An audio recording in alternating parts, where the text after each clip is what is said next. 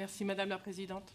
Donc, par cet amendement, nous souhaitons nous assurer que l'entrée en vigueur de cette réforme ne s'accompagne pas d'une baisse de revenus pour celles et ceux dont la rémunération par des collectivités territoriales était plus élevée.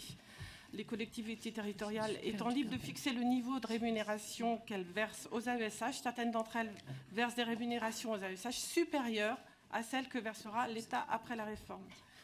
Alors même que la situation économique et sociale des AESH reste très précaire, avec des niveaux de rémunération moyens très faibles, il est donc inacceptable que cette réforme puisse au final précariser davantage la situation économique et sociale de certaines AESH.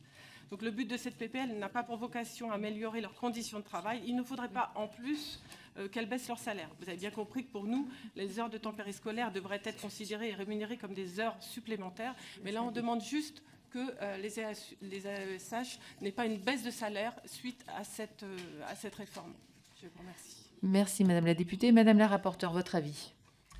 Alors c'est effectivement un sujet important et je vous remercie de l'avoir soulevé. C'est d'autant plus important que l'un des objets de cette PPL est aussi d'améliorer l'attractivité du métier d'AESH. En l'état, néanmoins, cela appelle une expertise précise.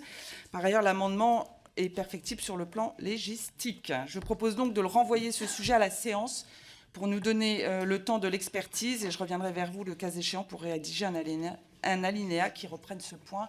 J'émettrai un avis de sagesse. Ou retrait. Retrait ou avis de sagesse? Retrait ou avis de sagesse. Oui, mais Monsieur Jumel. Merci, Présidente. D'abord, venir en soutien de cet amendement, même si j'imagine ce qui est prévu dans le dispositif législatif, c'est que l'État compense dans le budget des collectivités locales la prise en charge des AESH qui ne préjuge pas du contrat de travail qui va continuer à exister entre les collectivités et les AESH sur un temps dont ils ont la responsabilité. Mais c'est important de voir que cette compensation ne doit pas être une compensation à minima.